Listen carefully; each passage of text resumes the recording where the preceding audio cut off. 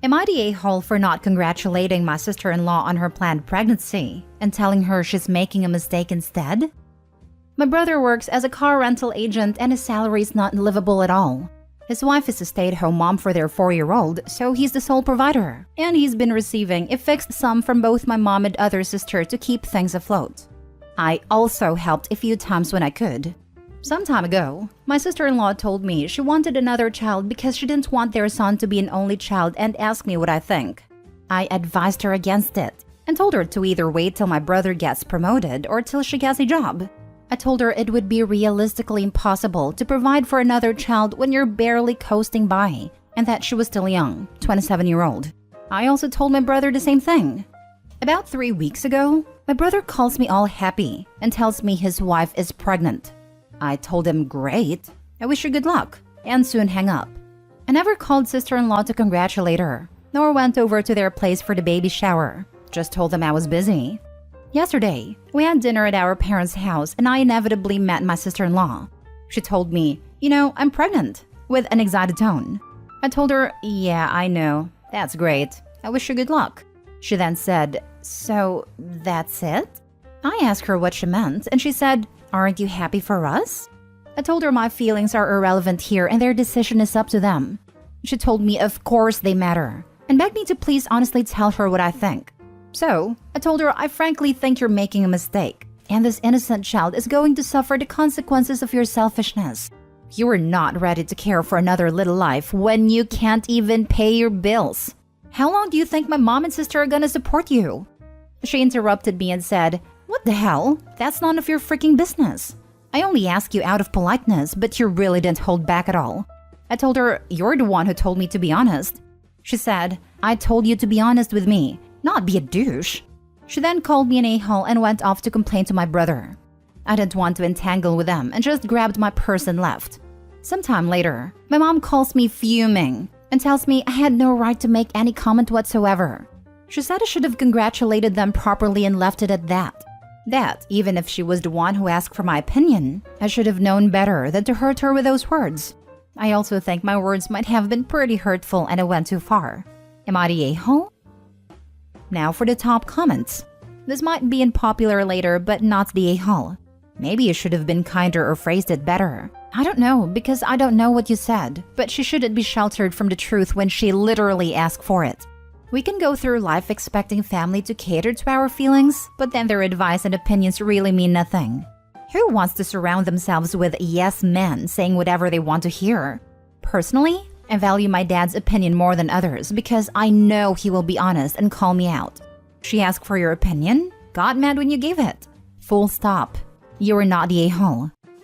Not only ask, but had previously heard OP's opinion/advice, then sought OP out and pressed the issue, as if to get validation for herself. What was she expecting here? Not the a-hole. You would have been if you had mentioned it when you first got a call giving you the news. But you didn't until she cornered you and told you to be honest. So you were. That's what I found interesting too. That she already knew OP's opinion, yet pushed her to give it again. It's like she either wanted to start drama or she was delusional in hoping that OP had changed her mind, even though none of their circumstances had changed. Not the a-hole. I never understand people who does not have enough money even for one person, and then they marry and make 2+ kids and they have no money. Some people lose their rational thinking capability when the topic comes to kids. If you cannot live with one wage with 3 people and you get support from the family, you cannot live with 4 people. Not the a-hole. Don't give them money anymore, even if you can afford to do so. Yes, this exactly. Yeah, or at least don't give until brother picks up his second job and is looking to improve his lot and sister-in-law. And make it clear that all help will end if they have another kid. They need to feel the consequences of their choices before help can be considered, so they won't be tempted to do it again. Next story. Am I the a-hole for telling my sister nobody was interested in her PhD research? My sister, 34 female, and I, 31 female, come from a working-class family. Nobody in our family is higher than a high school education, save for us. I have a bachelor's and my sister is currently working on her PhD. Obviously, we're both proud of this, but my sister often brags to an extent that many in our family find uncomfortable or discouraging, and she talks down to people around her. When she began her program, she explained it in very technical terms that confused our aunt. When she was asked to clarify, my sister made a fuss about how it was so easy for her to understand, and she forgets that not everyone can wrap their heads around it. It's been an issue since she started her master's, and I've admittedly been at my wits' end with her for quite a while. I hosted Thanksgiving this year. When we were eating, my sister was asked about her research, and she went on a long, complicated spiel about her work. She was missing context, pulling out every 10-cent word, getting super technical and under-explaining every concept. She talked for about 10 minutes straight, barely pausing for questions or comments. It dominated conversation. Eventually, I interrupted her and tried asking our dad about his work.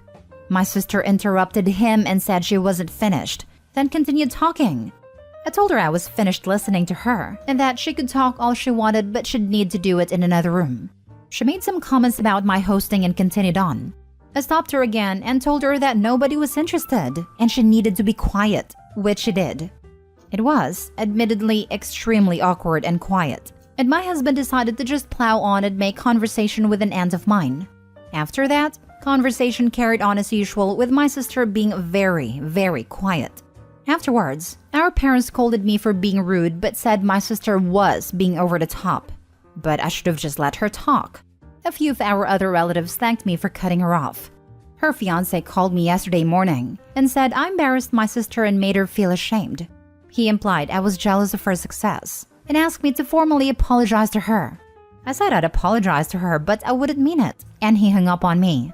I've thought it over and I can see how my approach was wrong, but I genuinely did not see any other option at a time. Always willing to learn though, and seeking a new perspective. Am I the a-hole for telling my sister nobody was interested in her PhD research? Everyone sucks here. Your sister needs to know how to explain her doctoral work to a lay audience, if she has any hope of passing her dissertation committee. She also needs to learn how to craft an elevator sentence. She also needs to learn how to take a hint gracefully. You, on the other hand, need to stop being jealous of her success. Conscious of it or not, jealousy and resentment oozes out of this entire post. Regardless of how long she droned on and how rude it was for her to stop you from talking with your dad, the general core of this post isn't really centered on that, but your overall worldview on her academic career. Also, I hope the sister continued to brag about her PhD research, so other girls know that they can also get a PhD. Females should not be shy about their achievements. My problem is that she has never been this supportive of my achievements. She tells me constantly we aren't on the same level, and assures me it's okay, but makes backhanded remarks about my intelligence and level of education. I think it's great she's getting a PhD and I'm glad she's proud of it, but that pride doesn't need to be at everyone else's expense in my opinion. Then you need to correct her. She's your sister. Should be easy to say. What you just said is insulting and hurts my feelings. Please learn to be more tactful. I'm an especially frank person. My sister dyed her hair red one time and asked me how it looks. And I said I don't like the red, and it makes her look like the Wendy's girl. And she responded with, I am looking for compliments, and not criticism to make me feel bad. Now I know to lie and say, it's not bad, if I hate it. Next story. Am I the a-hole for calling every morning? My son is a 20-month-old toddler. My wife is a stay-at-home mom. I work 6 days a week and I'm usually gone for 12 hours a day. I always check in on my son remotely via our nursery cam app, and is always awake in the morning around 8. He has a great sleep routine. Our wind-down time starts at the same time every evening. We clean up toys, read a book. When I lay him down, he's still awake. He falls asleep on his own and sleeps all night for at least 12 hours.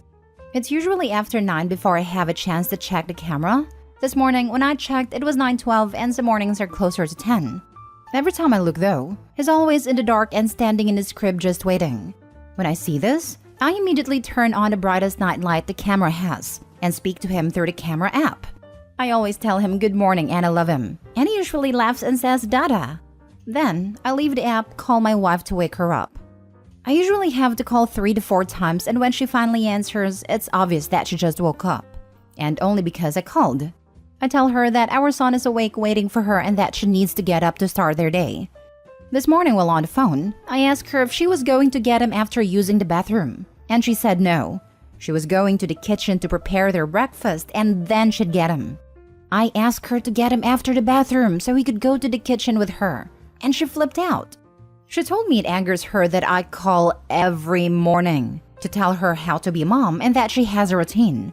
I retorted with, well, your routine sucks because he's been awake for an hour and you'd still be asleep if I hadn't called.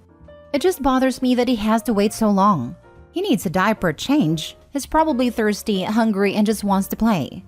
Am I wrong though? Do I need to stop? Please be completely honest with your answers. Thanks. Now for the top comments. Yordi A. Hall. I cannot imagine being a micromanaged mom like that. Remotely. Wow. Is your son crying? No? Then it's fine. If he's uncomfortable, he will call for his mom. The kid is not going to cry if it's been normalized that he needs to wait in his crib for 1 to 2 hours. Not A. Hall. Totally agree with this. 1 to 2 hour wait is just sad. I hated reading this post. Your wife is a negligent mother. It is sad. Not A. Hall. She sounds lazy. Or like she has postpartum. Yordi A. Hall. Firstly, let's start with the fact that your kid is now into toddler range as opposed to infant. Your kid can manage a few moments alone in their crib and will still cry if they need any worthwhile attention. Secondly, let's say she took the toddler with her while preparing the food. Your kid is now learning escape methods. Getting into crap, cause mischief stage. Let her get the food ready first. Thirdly, best intentions aside, if my husband was micromanaging my mothering, I'd blow a gasket from stress alone. Moms need what sanity remains to us, especially before entertaining a toddler for hours. Fourthly, there was zero indication of why you thought your son was up for an hour, which makes me think it wasn't necessarily true so much as you just wanted to add spice to the insult you slung at your wife. You chose her to be the mother of your child. Now let her do her job in peace. He clearly states that his son usually is awake by 8, and mom doesn't come get him until past 9, sometimes as late as 10. That's not a few moments. Last story. Am I the a-hole for storming out of my wedding reception after sister-in-law's speech? I, 26 male, got married to my wife, 32 female, this weekend. The ceremony went great and the reception was going well. Just after we ate, my father-in-law and best man spoke, then my sister-in-law. All was going smoothly until she brought up an awful time in my life. A little background. During COVID, I lost most of my savings on the business I had unluckily opened in October of 2019.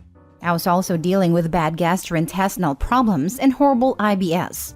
I felt horrible, like I had no hope, and getting my life back in order would take forever. Friends who had been a part of my business left due to the failure, and others due to the medical problems. My fiancé was the only one who supported me and gave me hope. She helped me rebuild my self-esteem and eventually my business, and I cannot thank her enough. When I was at my lowest, I wrote an emotional note about these feelings and went into detail about all the horrible things I felt both emotionally and physically. I also wrote about how she was my strength and kept me afloat. I told my wife about writing my thoughts but never showed her the note. Midway through sister-in-law's speech, I saw her unfold this dreaded note and start to read it to the audience.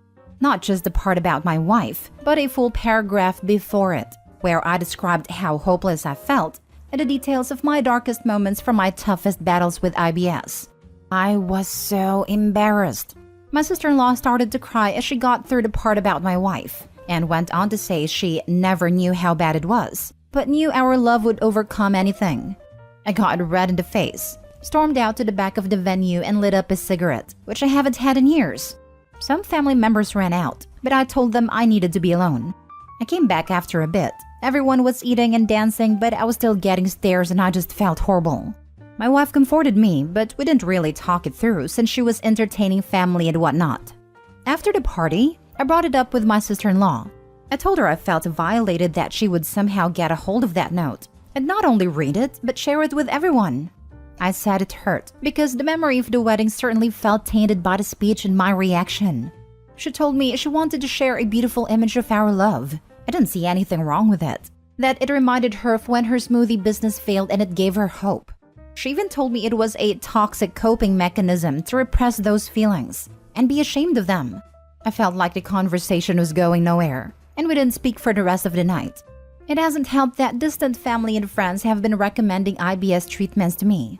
My wife agrees with me, but thinks sister-in-law had good intentions. I told her she's an a-hole regardless for not even checking with me. Sister-in-law hasn't reached out to apologize yet. And I heard from mother-in-law she thinks I'm overreacting and trying to villainize her. Am I the a-hole? Edit. I am trying to respond to each one as soon as I can. Just want to say here that my wife did not know where the note was. I never even told her specifically about the note, just that I like to journal my thoughts and feelings. Info. Why are you not more concerned with where sister-in-law would have gotten the note, if not from your wife? Who else even knew about it? This. Sounds like the wife was in on it, which is why she's going on about sister-in-law's good intentions. Sorry about the late response. I replied to another comment earlier, but it may have moved to the bottom. My wife did not know the note existed, only that I journaled my thoughts during those dark times. I do have a theory though. Too much info warning. My IBS usually fluctuated a lot. During the times of constipation, I found that nicotine and coffee made me go. Weird, I know, but whatever works.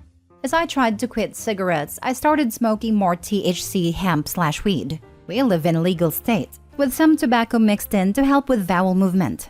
I used to journal when I smoked, and usually kept my notes in my little weed bag. I had a sneaking suspicion sister-in-law's a smoker too, and maybe she found a bag. I haven't touched the bag since I got a new e-cigarette electronic THC pen last year, so I wouldn't have noticed anything missing. I'm sure the note could have fallen out too since we reorganized our house this summer, and a lot of things got mixed up. Just a theory. Okay, so not only did your sister-in-law publicly humiliate you at your own wedding, but it's very likely she roots through your private possessions and straight up just steals things from you? There's a lot of boundaries being violated here. She clearly doesn't respect you, your privacy, your property, or your consent. She's unquestionably in the wrong, and you probably shouldn't let her in your house or have access to anything else you own.